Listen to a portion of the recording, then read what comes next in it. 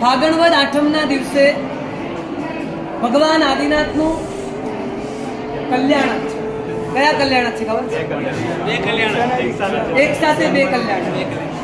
પરમાત્માનું જન્મ કલ્યાણક અને પરમાત્માનું દીક્ષા કલ્યાણક. એક જ દિવસને સૌભાગ્ય મળ્યું છે.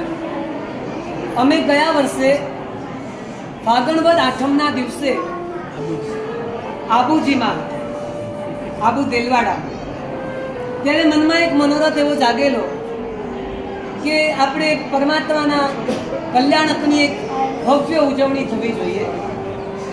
અને હૃદય પરિવર્તન પરિવારે એની જવાબદારી લીધી. આમ જોઈએ તો કલ્યાણજી પરમાનંદજીની પેઢી એ દર વખતે કરતી હતી.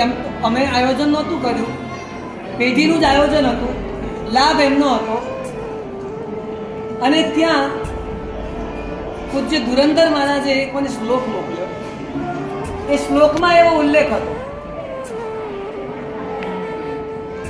કે વર્ષિતપ કોઈએ ઉપાડવો હોય, વર્ષિતપ કોઈએ ઉપાડવો હોય તો વર્ષિતપ આબુ દેલવાડાથી ઉપાડવું છે.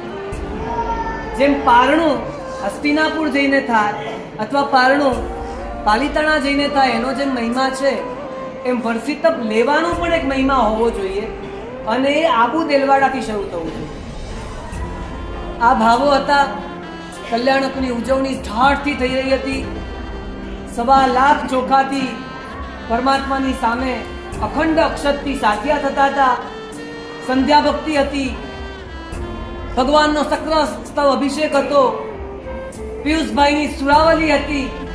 એટલા બધા આનંદમાં હતા, એટલા બધા આનંદમાં. એ વખતે એક ટેગલાઈન આપેલી, દેલવાડા બોલાવે છે, ચાલો દેલવાડા. એમ કે દેલવાડાને આપણે ટુરિસ્ટ પ્લેસ બનાવી દીધું.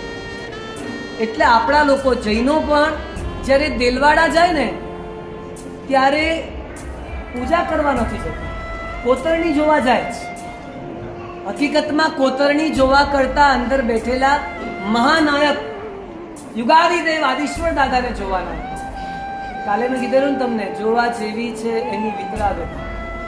એ વિતરાગ પરમાત્માના ગભારામાં તમે જાઓ તો એ આખો ગભારો અને અંદરનો રંગમંડપ એ બિલકુલ સિમ્પલ સાદો છે. અને બહારનો આખો પરિસર એ ખચાખચ કોતરણીથી ભરેલો છે. તો કોતરણી જોવાઈ જાય છે અને ભગવાન જોવાના રહી જાય છે. આવું કેમ? એટલે એ વખતે પણ અમે બહુ પ્રયત્ન કરેલો. આપણી પાસે બીજી કોઈ આવડત નથી કે બીજું કોઈ એવું મોટું પુણ્ય નથી કે બીજું કોઈ એવું સત્વ નથી કે શ્રી તીર્થ માટે ન્યોચ્છાવરી નોંધાવી દઈએ. તો અમે ખાલી એટલું કીધું કે આપણે એવું કંઈ કરવું જોઈએ કે દેલવાડા જવું જોઈએ. ગયા વર્ષે ગુરુ મહારાજને ત્યાં જ બેઠા બેઠા ભાવના થઈ અને સાહેબના પગલે પગલે અમે 50 શ્રમણ શ્રમણી ભગવંતો એક સાથે વર્ષિતપનો પ્રારંભ કર્યો. આજે અમને કિનારો હવે દેખાય છે, વર્ષિતપ પૂર્ણતાના આરે છે. પણ એ આદિનાથ દાદા બહુ યાદ આવે છે, કારણ કે પહેલું મંગલ એમણે કરાવેલું.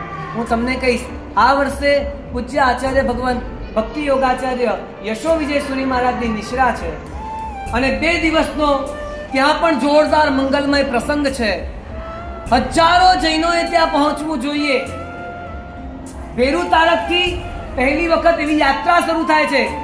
આપણે પદયાત્રા ઉપર જવાનું અને પછી પાલની વ્યવસ્થા રાખી છે. જેમ ફાગણ ફેરીમાં જતા હતા એ જ રીતે ફાગણ વધમાં એક બીજી ફાગણ ફેરી અને એ જ આબુ દેલવાડાની શરૂ થઈ છે. તમને ખાસ ભલામણ કરીશ વડોદરાવાસીઓને. એ વખતે પણ મેં ત્યાં જ્યારે જાહેરાત કરેલી ત્યારે અમને શ્રુતિબેને એ વખતે કીધેલું કે સાહેબ વડોદરાની જવાબદારી અમારી, વડોદરાથી અમે ઘણા બધાને લઈને જઈશું. એક ગિરિરાજ સેવા માટેની વાત હતી ત્યારે. અત્યારે તમને ખાસ કહી, ફાગણ વદ આઠમના દિવસે ખાસ આદિનાથ દાદાને ના દર્શન કરવા જજો.